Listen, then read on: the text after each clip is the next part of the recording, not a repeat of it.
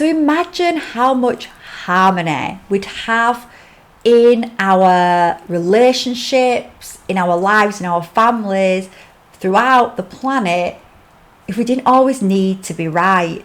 Now, why has that come up for me? Because yesterday I was with family. There were family and friends, well, a couple of family and friends, and we were doing the garden, and my niece was there, and she was telling me about her love of horses, and we were talking about that, and it was really beautiful. And she was telling me about what she's learning about evolution. And something she said to me, I don't believe that. I know a new truth on that. I used to believe that. So I just said to her, oh, actually, give her this information. And she said to me, well, that's what I believe. And it doesn't matter if I believe something different. And I was like, it doesn't matter. I mean, I didn't feel the need to be right. I've actually worked through that a lot, because there has been times in my life where I have felt that need to be right, where if I felt like I've known something, a higher truth, that I've had to, then I've wanted that other person to know that higher truth, and it's that need to be right. So actually it was an amazing interaction, because it showed me a couple of things. It showed me that that's not the person, that I have transcended that now. I have grown so much that I no longer need to be right. I can just know something inside my body and realize that other person doesn't need to be at that same place as me, and let that go. So when she said that, I was like, you're absolutely right. We don't have to share the same beliefs. What really that matters is love. That's all that really matters when it boils down to it. So, when it comes to God's source, when it comes to the fabric of creation that runs through every single living thing, that unites us all, we are all united. We are all part of this tapestry of life. Think about, I'm going to bring in the spider's web, because I've seen the spider 3 times today. So the spider, the spirit animal of the spider, is really present right now, at least in my reality, and anyone that's tuning into this video. So there was a spider on my chair, so I put it outside, and then I saw a spider run across my desk. I just left it, and then all of a sudden when I started a video, there was a spider on my arm, so I just put it outside.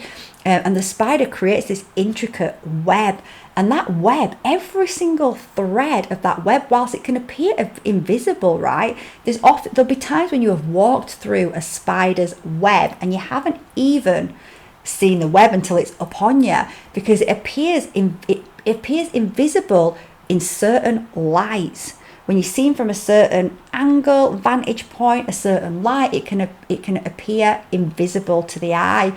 But then if you look closely, if you start to sense, you can see it glistening in the light. So that spider's web, every single thread is connected. And that is the same with us as humans, as animals, as the plants, as the trees, as the whole of creation.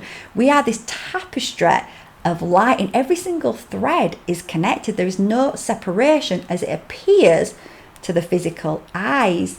So we're all connected.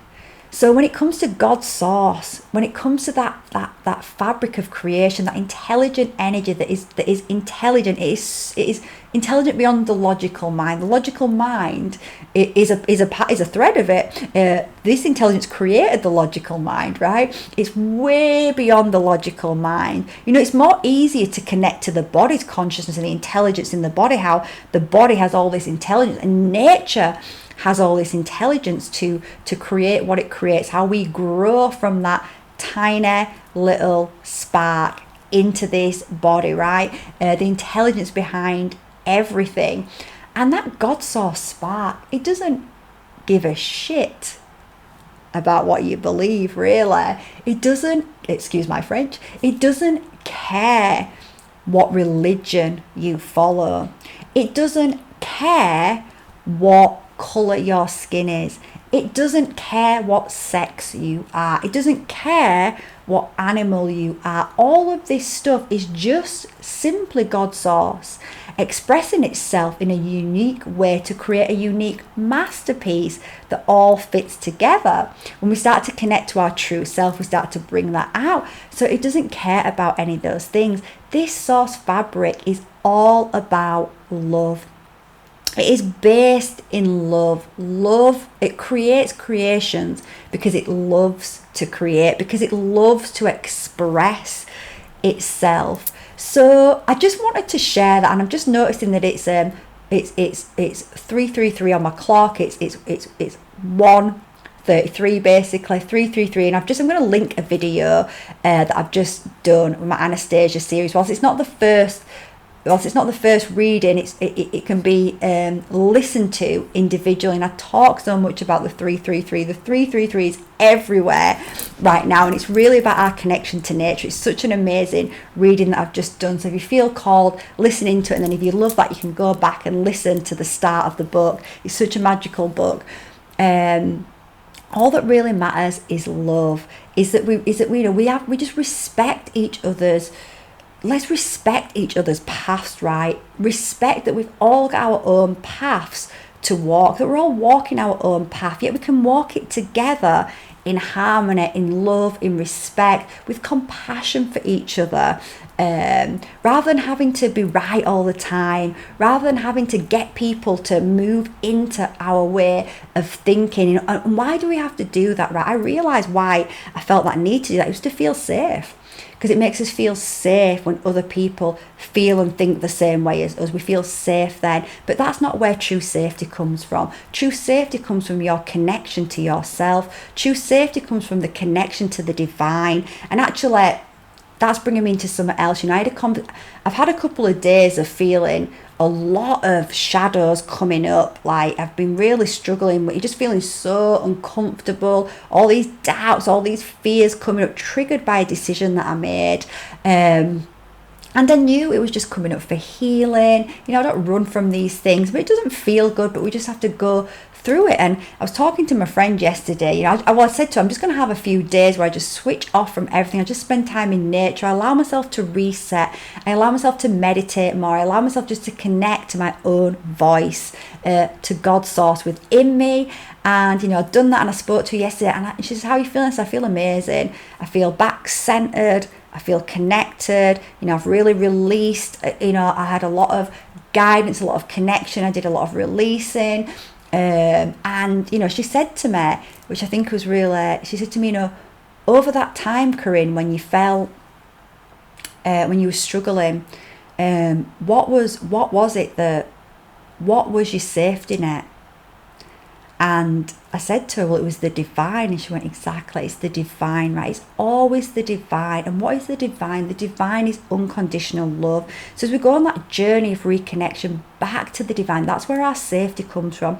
We don't need someone else to believe what we believe in order to feel safe. We can just allow them to be on their path and we be on our path. And we can just have respect and reverence and hold space for wherever they are and let them go on their journey. Because at the end of the day, we're all on this journey of evolution as a soul, and as a soul we are expanding and we are growing. That's why we came to this earth school, to expand and grow. And there's also many of us are on missions here as well, to really start seeding back that light and to really start helping people connect back to that truth that we are all united. We all come. So it's actually interesting because my niece was talking to me about us all coming from this one cell through evolution, and whilst I don't believe that to be true, in that, not as in, human bodies evolved from monkeys. However, it is true that we all come from one source.